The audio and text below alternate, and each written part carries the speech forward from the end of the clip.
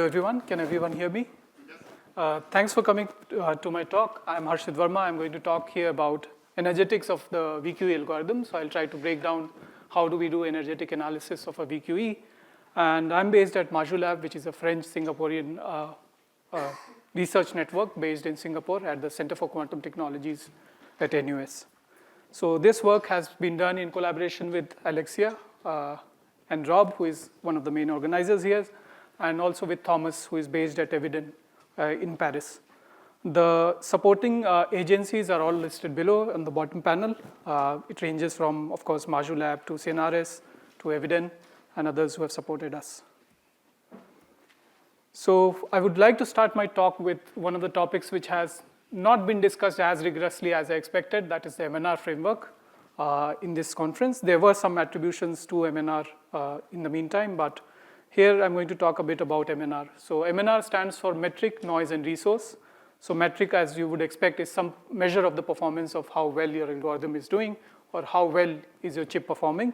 The resource is the amount of physical resources or algorithmic resources that you put in for obtaining the metric. And of course, in the near term, what underlies the calculations in the quantum domain is noise, which we cannot do away with. So there is a tripartite interaction between the three spheres of metric, noise, and resource. And the underlying theme that we propose is the efficiency. So we know for a fact that more resources usually leads to a better metric, but we can better define this in terms of the efficiency by saying that the efficiency is metric divided by the resources. Now, in our case, we are talking about the VQE algorithm, which is a near-term algorithm, and therefore noise underlies all of the discussion that we have, and we are going to trying to ascertain the metric and the resource in the presence of noise. So the main aim usually in the MNR works is that we try to identify the control parameters, the physical parameters, and other parameters that one can optimize in order to kind of maximize the efficiency of performance. Now, a simple schematic which happens on the hardware level, that is on the chip level, is that of a simple quantum computation in which you have a quantum processor which is located in the chip, and then so what happens is the calculations are done by inputting some resource, and those resources are characterized by the set of control parameters Ci. Now, Ci also manifests in the kind of noises that happen during the calculation, and therefore noise is again a function of these control parameters. The output performance or the output metric that you obtain after doing such a calculation is again a function of these control parameters Ci. So this is taken from, of course, the first paper in this introducing the MNR framework and adopting it for quantum computation. Now, MNR is not just restricted on the physical level or the level of quantum chip, but we can talk about MNR at the various levels of the stack or by incorporating some parts of the stack. So say we want to discuss about the component level, so we can talk about MNR on the gate level, in which the metric, for example, could be the gate fidelity. And the parameters, therefore, affecting such a metric, which happens on the QPU level, is the enabling technology or the qubit quality and other control parameters. Now, when you zoom out a bit, you compose a circuit made of these gates, then you can again apply the MNR framework saying that now my metric of performance would be the circuit fidelity or the success rate of the task that I'm trying to accomplish. In this case, you have certain other control parameters in terms of the kind of compilation or transpilation routines that you adopt, which could affect the performance efficiency in that it affects the metric of performance and the algorithmic energy consumption. On the user level, which is one of the outermost parts of the stack, your choice of algorithm and the kind of post-processing that you do also dictates the kind of results that you end up with. So the MNR framework allows you that flexibility to adopt your own metric of performance. So it's a parametric efficiency in that sense, and stick to one level of the stack or incorporate several levels of the stack. So an underlying phenomenon about all this is the noise that begins on the lower level of the stack. So it happens near the QPU, and the noise originating at this level, that is on the component level, propagates to the upper levels of the stack and finally manifests in the user in the user metric and the user energy consumption. Now, underlying all this is also the energy consumption in the sense that it is a good measure of estimating or measuring the resources that you have put in through all levels of the stack. So what I show on the right is a simple four level stack model of a quantum computer, which is of course not very elaborate, but for brevity it suffices to kind of introduce these levels of MNR that we can perform. So now moving on to the task at hand, which is the variational quantum eigensolver, and how do we introduce MNR in this framework. So a VQE or a variational quantum eigensolver is introduced here. What happens is that there is a state initialization, your qubits are initialized to some state, which undergo then a parameterized quantum circuit. So they evolve according to a set of control parameters or set of tunable parameters, say theta, variational rotational gates, and set of entangling gates. And then you perform an observable sampling to say that this is the energy that I get. Now, there is a classical optimizer involved in this loop, which allows us to kind of repeat this loop over and over by tuning these parameters theta and trying to get the minimal energy that you can obtain. So this is, of course, guided by the variational principle, which states that any parametric state that you prepare would have an energy which is greater than or equal to the ground state energy. Now, what are the resources that we consider? There could, of course, be other resources, and we are talking in a hardware agnostic setting with algorithmic resources. So the algorithmic resources that we consider here are the number of VQE iterations, so how many times does the loop run, that is T, and the number of gates, so how many gates do you have in your parameterized quantum circuit. Typically, we know for a fact that as you increase the size of this parameterized quantum circuit, as you increase the depth, you end up with better results. The metric that we consider here is the accuracy in the calculated ground state energy. So we will consider a system for which the ground state energy is known, and therefore we can calculate the error in the ground state energy by comparing the one from VQE and the true value. The noise model that we adopt, I'm going to introduce in the next slide, is a global depolarizing noise model. So we are considering here the Heisenberg model. So this is an isotropic model with the coupling constants to be same in all directions, and it's a 1D model that we consider here. The ansatz or the parameterized quantum circuit is made using a Hamiltonian variational ansatz called the HVA, which borrows from the terms of the Hamiltonian itself. So this is the kind of circuit that we have to come up with using the terms of the Hamiltonian to kind of run the simulations. So what do we do with this now? Now we have the ansatz, we have identified the metric and the resource and the noise sources.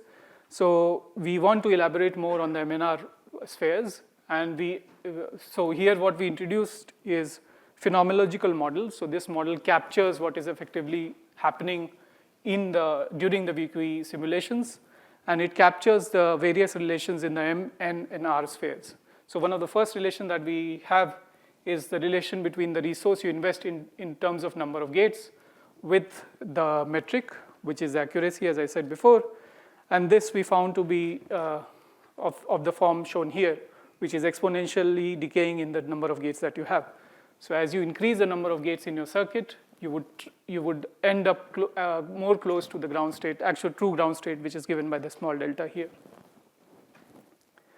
So this we show through simulations is it accurately captures the phenomenological relations in that for a finite number of qubits, for a small set of say 5 or 6 qubits that we use the simulations for, we see that it actually converges to the true value with the number of gates. The second relation that we introduce is how does the resource, so the relation between the resource, that is number of iterations, and the metric. So now the resource we are considering is the number of iterations T. Here again, it's an exponential relation, which typically we call the learning curve. So as the algorithm loops through this classical classical optimizer, it converges towards a converged value, which is a function of how many gates you have, and also a function of the convergence rate gamma naught. The noise model that we adopt here is a bit peculiar in the sense it is based, it is flexible towards the number of gates. So we say that there are this curly n number of depolarizing events, and the chances are that with the probability 1 minus epsilon to the power n, you end up doing the calculation that you want to do, and with the rest probability, you end up with a completely mixed state.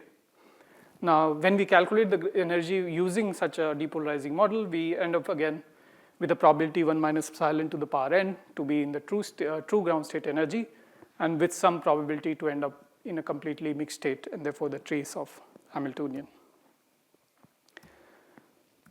Now, we can combine these relations to yield many insights. So one of the first MNR trade-offs that we observe is between noise and the converged value of the ground state energy. So we give enough iterations to the optimizer, and we ask, how do you, what value would you give as a function of number of gates and noise?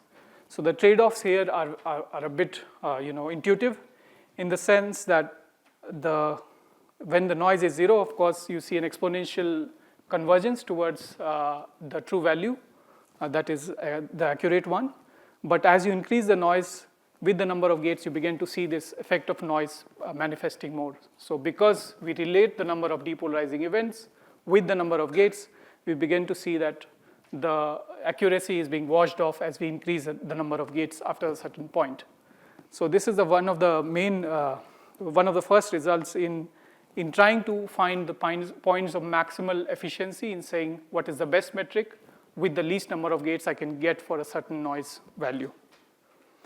There are some other things that we can do. We can combine the previous relations also in the noisy case to yield the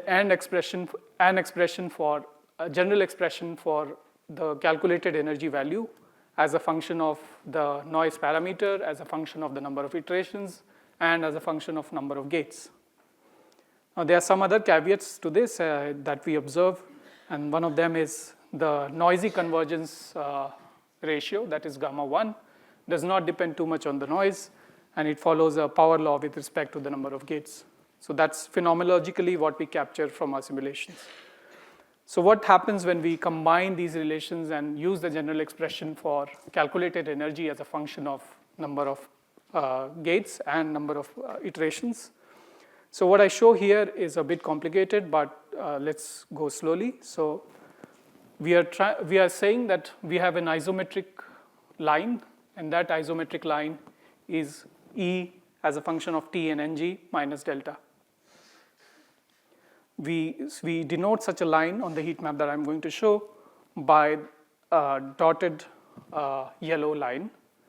Now, the heat map is an algorithmic energy consumption heat map, so it's number of iterations times the number of gates. And iso-algorithmic resources lines are denoted by the blue dotted line. So what you see here is your algorithmic energy consumption heat map as a function of number of iterations and number of gates. Now, on that heat map, we have superposed the error isometric, which says that if the error is 0.05, you can try to stay on that line and try to optimize over how many gates you have and how many iterations you have. Or you can choose your cheapest thing. So let's say in your setup, the cheapest resource is the number of iterations, cheaper than, say, the number of gates. Then you can stay on the line and try to optimize over number of gates or over number of iterations, if you like. Now, this, of course, is a function of the error rate that you have in your model. And here I show it for 10 to the power minus 5. But of course, when you go to higher error rates, you end up with the metric which are not as good as you would obtain with lower error gates. But again, the interplay is simpler there. Simpler in the sense it's as simple as this one. You can stay on the metric while trying to optimize over either the number of iterations or number of gates. Now, when we started, we said that we want to frame the question more in terms of efficiency rather than resource and metric alone.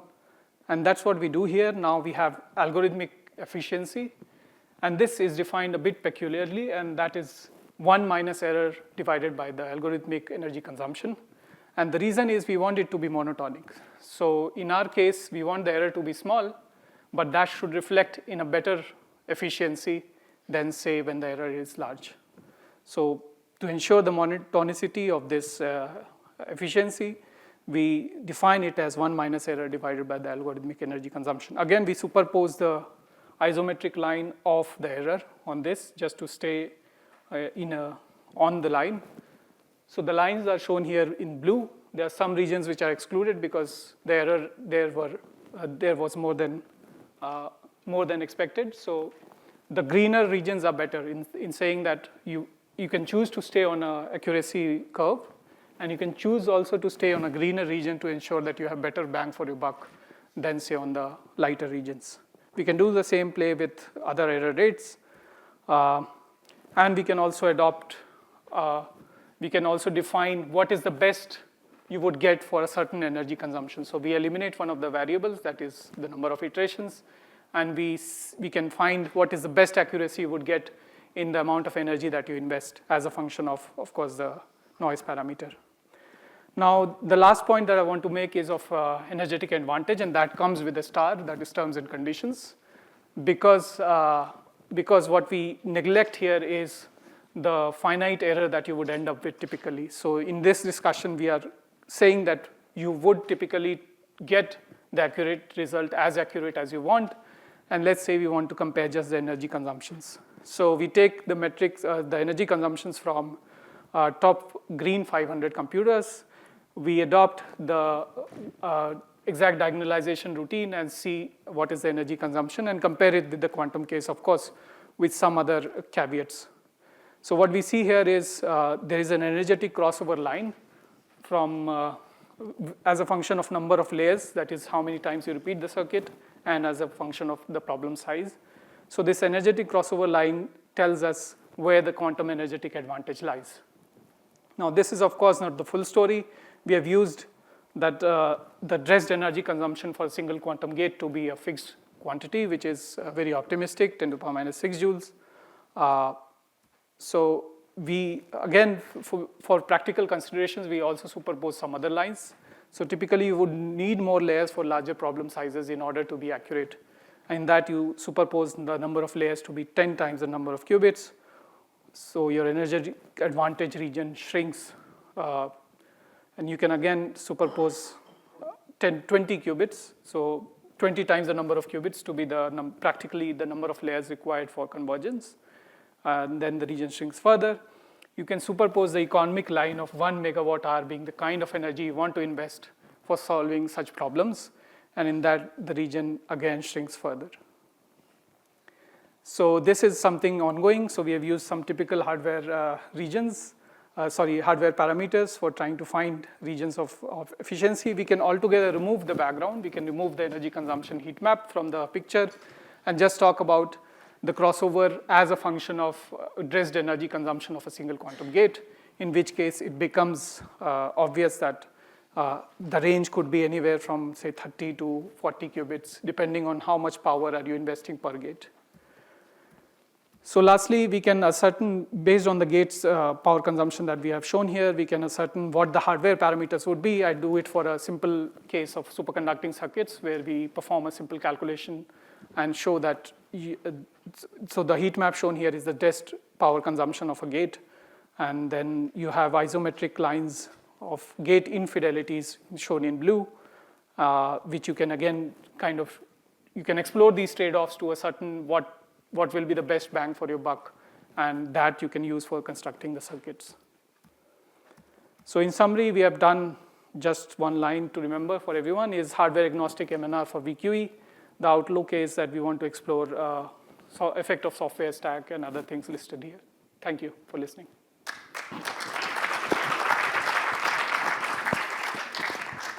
Thank you, Harshit.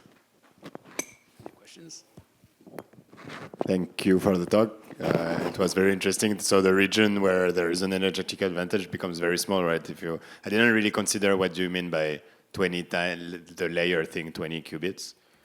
So typically, you would want to repeat the layers to end up with enough entanglement, so entangling gates and rotation gates, to ensure that you would actually get the ground state energy. So typically for 30 qubits, you cannot do it with just a single gate of the Hamiltonian variational ansatz. You repeat the circuit number of times. So you stack these layers, Okay. and then you have enough entanglement generated so that it manifests as a ground state and you end up in the ground state. Right. Can you repeat again how you define the noise, like this curly N? How is it related to the number of gates? Is it just the same? or- Yes, for these calculations, it's the same. Yes, it's the same here. So that we connect it with the number of So gates. curly N equals NG. NG, yes. Okay. Hello, nice presentation, Harshit. Many questions. One is, you didn't talk about the polystrings scale in VQE. Yes. Why is that? Is it linked to the Heisenberg model you're using? I have no idea what the Heisenberg model is used for, because most of the time you use a number of polystrings that are related to the complexity of the many-body system you want to Yes. simulate. The other one is the comparison you do with the classical system is kind of weird. I mean, you compute. Can you show me the slide for that? But most of the time, when you compare VQE with classical system, you use tensor networks, Yes. quantum-inspired so-called systems, which are way more efficient than just diagonalization, like what you show here. Yes. So the numbers may be entirely different in the real world with this. And the last one is more linked to MNR. Where is time in MNR? Is it a resource or a metric? Yes. So I'll answer the first one, the last one first, and that is MNR allows you to choose the metric of your performance. So it could be time to solution. So in certain cases, say the Shor's algorithm, you cannot say the metric to be either 0 or 1. A better metric in that case would be the time to solution that you take to kind of. In this case, the time is the number of layers that you have. So it is related with the number of layers that you have. But is it faster than classical? Is it faster than classical? That would need more comparison? consideration. Huh? We will need more calculations to see if it is Okay. much faster than So classical. less energy in the small case, but longer time. Yes. The second question was if we have, could we have used a better, classical energy routine? So yes, we wanted to compare something which is moderate in that sense. So we have not taken the worst case exact diagonalization, which would scale as order of n cube, which is to the power n 3n. But we have taken something which is between the tensor network and exact diagonalization, which is like the Lang-Cho's method or something of that sort. And the polystrings? So that is in the last slide. Okay. It's So- considered somewhere. Okay. So it is in the future outlook. So we do not consider the number of measurements in this analysis for now, but that is something we are looking at, and we want to incorporate the number of measurements, the number of polystrings in that, and the cost of having a noisy measurement. And how about the cost of the optimizer? Last one. Yes. So that's also mentioned here, classical computing overhead. Thank you.